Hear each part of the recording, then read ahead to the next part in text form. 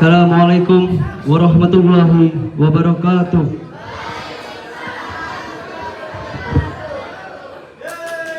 Assalamualaikum warahmatullahi wabarakatuh.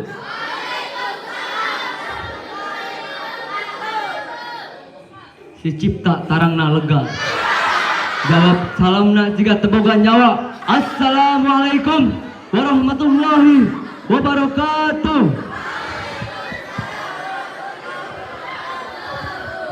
Alhamdulillahirabbil alamin. Wa bihi nasta'inu ala umurid dunya waddin.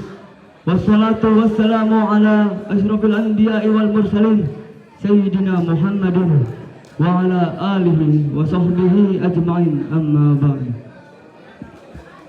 Yang terhormat selaku pengasuh Pondok Pesantren Al-Furqan Bantar Kaum, Bapak Kiai Haji Abdul Daryanto, yang saya hormati Dewan Asatidzah, pengelola dan pengurus Pondok Pesantren Al-Furqan Bantar Kaum, serta teman-teman santriwan dan santriwati yang saya banggakan. Marilah bersama-sama kita mengucap puji serta syukur hadirat Allah Subhanahu wa Ta'ala, karena atas berkah limpahan rahmat dan karunia-Nya kita dapat berkumpul di tempat ini dalam keadaan sehat walafiat. Amin amin ya rabbal alamin.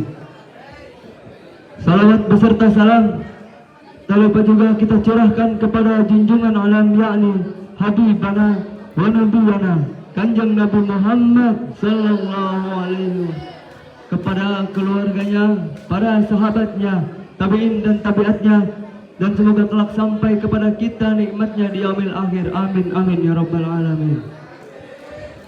Hadirin yang saya banggakan, berdirinya saya di sini bukan untuk membacakan puisi, tetapi akan menjelaskan pidato singkat tentang seorang santri. Hadirin yang saya banggakan, santri itu indah, tinggal di pondok pesantren. Pesantren singkatan dari pengangguran santai tapi keren, betul? Pesantren itu adalah rumah bersama. Di dalamnya bukan hanya terdapat santriwan dan santriwati ditempa. Ada satu ungkapan di benak hati saya, yaitu ungkapan dari Mbah Yai Lirboyo yang mengatakan bahwa santri itu harus seperti paku, yaitu fungsinya saling menyatukan, baik yang kecil sampai yang besar, fungsinya tetap satu, yaitu saling menyatukan. Rumah, bangunan bisa berdiri tegap, bisa bertahan lama, karena di dalamnya terdapat paku yang menancap. Senajan tidak terlihat, senajan sampai berkarat, yang namanya santri tetaplah santri dari awal hidupnya sampai akhir hayatnya. Hadirin yang saya banggakan, santri itu harus punya dasar, santri harus punya pondasi. Seperti yang sudah dijelaskan oleh Syekh Abdul Qadir Al-Jailani di dalam kitab manaqibnya, yaitu kitab Nurul Burhaniyah. Santri itu irsyadun nas. Kelak santri akan menjadi pemimpin di masa depan. Kelak santri akan menjadi tokoh agama. Kelak santri akan menjadi peran penting di masyarakat kelak ketika dia sudah keluar dari pondok pesantren. Maka dari itu, santri harus memiliki dasar-dasar dan pondasi penting. Yang pertama, kata Syekh Abdul Qadir Al-Jailani, santri harus memiliki ilmu hukama. Santri harus memiliki ilmu ulama, yaitu ilmunya para ulama. Mulai dari ilmu nahwu sharaf, ilmu tasawuf, ilmu fikih, ilmu hadis, dan ilmu tafsir Quran. Lalu yang kedua, santri harus memiliki ilmu siasatul mulki. Santri harus punya ilmu siasah. Santri harus paham pondasi bernegara.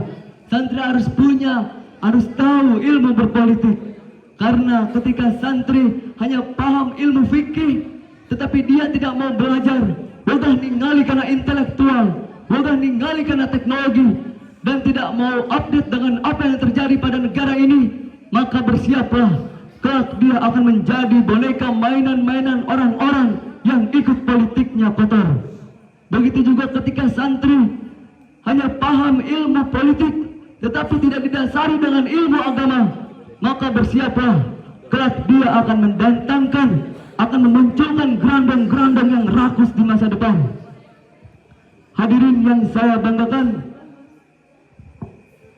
ini kalian yang masih pada kecil-kecil, Abil, mungkin si Abid, oleh si Dimas, kelak kita semua, kelak kalian akan sampai pada titik di mana kita akan menangis dengan penuh tangis penyesalan, mengingat masa muda kita yang penuh dengan tertawa.